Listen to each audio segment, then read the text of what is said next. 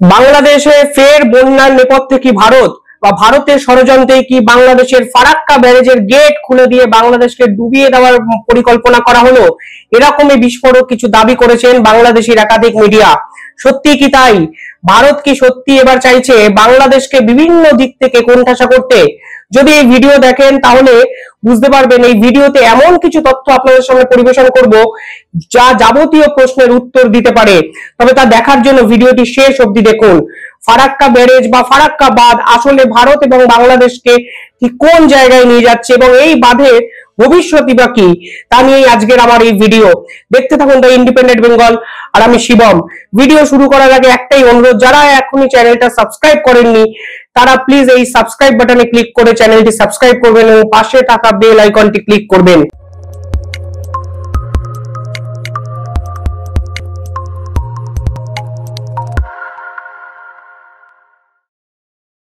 প্রথমে বলি এই ফারাক্কা ব্যারেজটা তৈরি হলো কিভাবে। এই ফারাক্কা ব্যারেজ কোনোভাবেই ভারতীয়দের মস্তিষ্ক প্রসূত নয়। ব্রিটিশ আমলে প্রধানত ব্রিটিশরা ব্যবসা বাণিজ্যের জন্য কলকাতা বন্দর ব্যবহার করত। এই কলকাতা বন্দরটি ছিল হুগলি এবং ভাগীরথী নদীর সংযোগস্থলে অবস্থানকারী একটি বন্দর। এই বন্দরটির নাব্যতা ক্রমেই এতটাই কমে যাচ্ছিল যে বড় জাহাজ যেগুলো ব্যবসা বাণিজ্যে আমদানি রপ্তানিতে ব্যবহার করা হয়, সেই জাহাজগুলো ওইসব বন্দরে ঢুকতে পারছিল না। তাই ব্রিটিশরা চেয়েছিল এমন একটা নদীপথ বা এমন একটা নদী স্রোত, যেই নদী স্রোতটা এসে যেন এই নদীর নাব্যতাটাকে কমিয়ে দেয়, অর্থাৎ গঙ্গার তলায় যে পলি জমে আছে সেই পলিটা যেন পরিষ্কার করে দিতে পারে কোন নদী স্রোত। তাই তারা মূলত ফারাক্কা ব্যারেজ তৈরির কথা ভাবে, যার ফলে পদ্মা এবং গঙ্গার যে গতিপথ সেই গতিপথ থেকে জল ঘুরিয়ে হুগলি নদীতে যদি পরিবর্তন করা যায় তাহলে হুগলি নদীর যে নাব্যতা বা পলি সেটা পরিষ্কার হতে পারে। সেই ব্রিটিশদের মস্তিষ্ক প্রসূত ফারাক্কা ব্যারেজ পরবর্তীকালে 1947 সালে ব্রিটিশরা চলে যাওয়ার পরও ভারত এটা নিয়ে কার্যকর করার জন্য উঠে পড়ে লাগে এবং 1970 সালের পরে ভারত অফিসিয়ালি এই ফারাক্কা ব্যারেজ তৈরি করতে প্রস্তুত হয়। এবার এই ফারাক্কা ব্যারেজের জলবন্টন চুক্তি কি আছে, ভারত বাংলাদেশ কিভাবে ফারাক্কা ব্যারেজ দ্বারা এফেক্টেড হলো, যদি আপনারা এই ভিডিও শেষ অবধি দেখেন তাহলে দেখতে পাবেন এই ফারাক্কা ব্যারেজ শুধু বাংলাদেশকে নয়, বিহার এবং উত্তরপ্রদেশের একাধিক জায়গাকেও কিন্তু আজ বিপর্যস্ত করে তুলেছে। শুধু তাই নয়, কিছুদিন আগে মালদা মুর্শিদাবাদের যে গঙ্গা ভাঙন হয়, প্রতি বছর গঙ্গা স্রোতে কয়েকশো পরিবার প্রায় কার্যত লুটিয়ে যায়, সেই গঙ্গা ভাঙনের পিছনেও কিন্তু এই ফারাক্কা ব্যারেজকে দায়ী করেন পরিবেশবিদরা। বাংলাদেশ থেকে এই ফারাক্কা ব্যারেজের দৈর্ঘ্য হলো 18 কিলোমিটার। বাংলাদেশের দূরে যে চাপাই নবাবগঞ্জ জায়গা আছে সেখান থেকে ফারাক্কা ব্যারেজের ডিস্টেন্স বা দূরত্ব 18 কিলোমিটারের কিছু বেশি। 1961 সালে এই ফারাক্কা ব্যারেজের কাজ শুরু হয়েছিল। 1974 সালে এই কাজটি শেষ হয়। বর্তমানে যে বাঁধটি আছে সেই বাঁধটির দৈর্ঘ্য হলো 2.28 কিলোমিটার। পরবর্তীকালে শুধু বাঁধ নয়, এই ফারাক্কা ব্যারেজটি সড়ক এবং রেলপথের যোগাযোগের কেন্দ্রস্থল হিসেবেও কিন্তু কাজ করে এবং জলবিদ্যুৎ কেন্দ্র উৎপাদন করে, মানে জলবিদ্যুৎ কেন্দ্র প্রতিষ্ঠা করে জলবিদ্যুৎ উৎপাদন করার জন্য বর্তমানে ফারাক্কা ব্যারেজটি কিন্তু বিভিন্ন ক্ষেত্রে ব্যবহার করা হয়।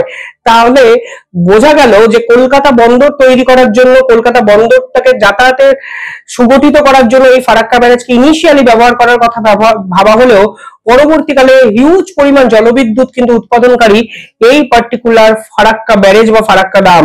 পরবর্তীকালে 1950 এবং 60-এর দশকে এই ফারাক্কা ব্যারেজের কাজ শুরু হয়। হুগলি নদীর পলি পরিষ্কার করার জন্য এই কাজ শুরু হলেও হিন্দুস্তান কনস্ট্রাকশন কোম্পানির সহায়তায় প্রায় 1 বিলিয়ন সোভিয়েতের যে সরকার, সেই সরকারের সাহায্যে ফারাক্কা ব্যারেজ চালু করা হয়েছিল তৎকালীন সময়ে। পরবর্তীকালে 1971 সালে বাংলাদেশের স্বাধীনতা লাভ করে এবং তৎকালীন প্রধানমন্ত্রী বাংলাদেশের শেখ মুজিবুর রহমান এবং ভারতের প্রধানমন্ত্রী ইন্দিরা গান্ধী যৌথভাবে একটি চুক্তিতে আসেন। এই চুক্তি 1974 সালে 30 বছরের জন্য জলবন্টন চুক্তি হিসাবে কার্যকর আছে। এর ফলে এই সিদ্ধান্ত হয় গঙ্গা নদী অর্থাৎ গঙ্গা নদী পরবর্তীকালে যে বাংলাদেশের মধ্যে পদ্মা নামে প্রবাহিত হয়েছে তার 40% জল পাবে ভারত এবং জোয়ারের সময় 35% জল পাবে বাংলাদেশ। তবে এই চুক্তি নিয়ে পরবর্তীকালে অনেক বাধা বিতর্ক সৃষ্টি হয়েছে। বাংলাদেশ বারংবার দাবি করেন ভারত নাকি সেই নদীর জল বাংলাদেশে পাঠায় না। বাংলাদেশ এও দাবি করে গরমের মরশুমে নাকি তার জন্য পদ্মার ওই পার কার্যত শুষ্ক থাকে জল না পাঠানোর জন্য, এবং বর্ষার মরশুমে এতটাই নদী প্লাবিত হয়ে যায় যে বন্যার সম্মুখীন হয় বাংলাদেশ। তবে এবার যে বিষয়টি হয়েছে সেই বিষয় অনুসারে বাংলাদেশ পরিষ্কারভাবে দাবি করছে যে ফারাক্কা নদীর উপরে যে 9টি গেট, সেই 9টি গেট নাকি ভারত ইচ্ছাকৃত খুলে দিয়েছে, যার ফলে বাংলাদেশের একাধিক জায়গা বন্যা হয়েছে। আমি বলি এর নেপথ্যে আসল সত্য ঘটনাটা কি। ভারত সরকার অফিসিয়ালি বলছে বিহার এবং ঝাড়খণ্ডে বিপুল পরিমাণ বৃষ্টি হওয়ায় ফারাক্কা বাঁধ প্রকল্পে জলস্তর বৃদ্ধি হয়েছে। এর ফলে গেটগুলি প্রাথমিকভাবে খুলে দেওয়া হয়েছে। যে পরিমাণ জল এসেছে সেই পরিমাণ জল ইতিমধ্যেই ছেড়ে দেওয়া সম্ভব হয়েছে এবং প্রায় ডেঞ্জার লেভেল অর্থাৎ বিপদ সীমা অতিক্রম করে ফারাক্কা ব্যারেজ কেন্দ্রের জলস্তর কিন্তু বইতে শুরু করে। 77.74 ডেঞ্জার লেভেল অতিক্রম করেছে ফারাক্কা ব্যারেজের বর্তমান জলস্তর। এই ফারাক্কা ব্যারেজে বর্তমানে এই জল ধরে রাখার ক্ষমতা নেই, ফলে জল ছাড়তে নাকি বাধ্য হয়েছে তারা। ফলে এই জল ছাড়ার ফলে বাংলাদেশের একাধিক অঞ্চল নাকি প্লাবিত হয়েছে। যদি এক্সাক্ট ফিগার গুলো দেখেন তাহলে দেখবেন ফারাক্কা ব্যারেজের বর্তমানে আপস্ট্রিমের জল ধারণ ক্ষমতা 26.28 মিটার, এর যা বিপদ সীমা 22.25 মিটার এবং সতর্ক সীমা হলো 21.25 মিটার। ইতিমধ্যে আপস্ট্রিমের জল ধারণ ক্ষমতা শনিবার থেকে খুলে দেওয়া হয়েছে অধিকাংশ গেট। প্রায় 11 লক্ষ কিউসেক জল ছাড়া হয়েছে ভারত থেকে এবং নিমতিতায় যেটা আছে সেই সতর্ক সীমা 20.58 মিটার এবং বিপদ সীমা 21 মিটারের বেশি। কিন্তু নিমতিতায় জল বইছে বিপদ সীমার উপর দিয়ে প্রায় 11.58 মিটার উচ্চতায়। নূরপুরে বিপদ সীমা 21 মিটার, যেখানে জল বইছে 21 মিটারের বেশি। সতর্ক সীমা সেই অঞ্চলে ছিল 20 মিটার। পরবর্তীকালে গিরিরায় বিপদ সীমা 20 মিটার, যেখানে 21 মিটারের বেশি উচ্চতায় জল বইছে। ফলে প্রত্যেকটা ক্ষেত্রে দেখবেন বিপদ সীমা অতিক্রান্ত করেছে বর্তমানের এই গঙ্গার জলধারা। জঙ্গিপুরে গঙ্গার বিপদ সীমা 20.29 মিটার, সেখানে বিপদ সীমা ছাড়িয়ে প্রায় 20.87 মিটার উচ্চতা দিয়ে জল বইছে। পরবর্তীকালে লালবাগ, বহরমপুর, বেলডাঙ্গা এবং শক্তিপুরের ভাগীরথীর উপর দিয়ে জল বিপদ সীমায় দিয়ে বইছে এবং বাংলাদেশ সরকার পরিষ্কারভাবে বলছেন অফিসিয়ালি বিবৃতি দিয়ে, অর্থাৎ বর্ষাকালে ফারাক্কা 9টি গেট খোলা থাকে, সেটি অত্যন্ত স্বাভাবিক প্রক্রিয়া। ফারাক্কা কিন্তু আসলে একটা আমরা যেটাকে বলি পানি আটকায় রাখে না, পানি ডাইভার্ট করে, একটু বলি ডাইভার্সন স্ট্রাকচার, অর্থাৎ শুষ্ক মৌসুমে পানি আটকায় তারা পানিটা ডাইভার্ট করে নিয়ে যায়। বর্ষাকালে ফারাক্কা সাধারণত খোলাই থাকে। ফারাক্কার 109টা গেট আছে এবং বর্ষাকালীন মনসুন সময় সেগুলো সবসময় খোলাই থাকে। ভারত সরকার পরিষ্কারভাবে বলেছেন খুব অল্প সময়ে যেভাবে জলের চাপ বেড়েছে তাতে সবকটা গেট খুলে দিলে বাঁধের উপর চাপ পড়তো, বড় ক্ষতি হতে পারত। তাই ফিডার ক্যানেলে 40,000 কিউসেক ও ডাউনস্ট্রিমে 11 লক্ষ কিউসেক জল ছাড়া হয়েছে। প্রতিবেশী দুই রাজ্যে বন্যার জেরে জলের চাপ বেড়েছে। তবে এখনো স্বস্তির বিষয়, নেপাল থেকে পাহাড়ি ঢল নামেনি। শুধু তাই নয়, যদি ভারতের বিদেশ মন্ত্রকের যদি আপনি স্টেটমেন্ট দেখেন তাহলে বুঝবেন এই বাংলাদেশি মিডিয়ার দাবিকে কার্যত নস্যাৎ করে বলছে। ভুল বোঝাবুঝির চেষ্টা করানো হয়েছে, জাল ভিডিও তৈরি করে গুজব ছড়ানো হয়েছে। আমরা সত্যের মোকাবিলা করতে পারি। বাংলাদেশের নদী মিডিয়া যারা গবেষক তারা বলছেন ফারাক্কার গেট খুলে দেওয়া যথেষ্ট বিপজ্জনক। এর ফলে রাজশাহী, চাঁপাইনবাবগঞ্জ, পাবনা, সিরাজগঞ্জ, কুষ্টিয়া, রাজবাড়ী সহ আশেপাশের জেলাগুলো প্লাবিত হবে। অর্থাৎ পরিষ্কারভাবে বাংলাদেশ এবং ভারতের এইখানে ফারাক্কা ব্যারেজ নিয়ে মতানৈক্য কিন্তু সুস্পষ্টভাবে ধরা দিল। কিন্তু সত্যিটা হলো ভারত সরকার পরিষ্কারভাবে তথ্য দিয়ে বলছে যে বিপদ সীমা ছিল সেই বিপদ সীমা থেকে প্রত্যেকটা অঞ্চলের গঙ্গা নদী কিন্তু অতিক্রান্ত হয়ে গেছে। ফলে বাঁধ যদি খুলে দেওয়া না হয় আর যদি বাঁধ কিন্তু ভেঙে চুরমার হয়ে যেতে পারে ভবিষ্যতে।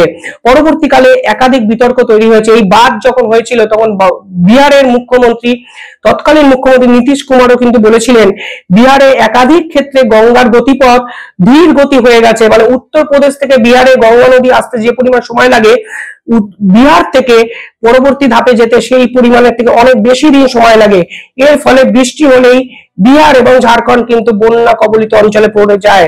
আপনি যদি গঙ্গা নদীর বর্তমান গতিপথটাও দেখেন, দেখবেন এই গঙ্গা নদীর গতিপথ কিন্তু সরলরৈখিক ছিল, কিন্তু সময়ের সঙ্গে সঙ্গে এই ফারাক্কা ব্যারেজ সৃষ্টি হওয়ার ফলে গঙ্গা নদী কিন্তু আস্তে আস্তে ইউ আকৃতি হয়ে যাচ্ছে। এই ছবিতে কিন্তু আপনারা এইটা দেখতে পাচ্ছেন যে প্রতি 10 বছর অঞ্চলে মানে অন্তর গঙ্গা নদীর গতিপথ কিভাবে বইছে। তাই ফারাক্কা ব্যারেজ ফারাক্কা বাঁধ নিয়ে বিতর্ক থাকবে, এই নিয়ে ইতিহাসে কি লেখা হবে সে তো সময় বলবে। এই বাঁধ কতদিন আর রাখা উচিত সেটাও কিন্তু সময় আমরা দেখবো, কিন্তু বর্তমানে বন্যা নিয়ে যে রাজনৈতিক বাতাবরণ তৈরি হয়েছে ভারত বাংলাদেশের মধ্যে তা অবিলম্বে থামানো উচিত বলে আমার মনে হয়। কারণ তথ্য, ইতিহাস এবং সাপোর্টিং ডকুমেন্টস বর্তমান প্রেক্ষাপট পরিষ্কার বলছে এর পিছনে ভারতের কোনো যোগসাজশ নেই, এটা একটা স্বাভাবিক প্রক্রিয়া।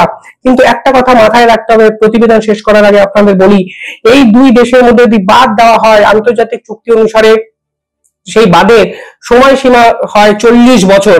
40 বছর পর দুই দেশকে আবার বসতে হয় এবং তারা পরবর্তী পদক্ষেপ হিসাবে সিদ্ধান্ত গ্রহণ করেন। এক্ষেত্রে ফারাক্কা ব্যারেজের সময়সীমা বা আয়ু কিন্তু 50 বছর পেরিয়ে গেছে।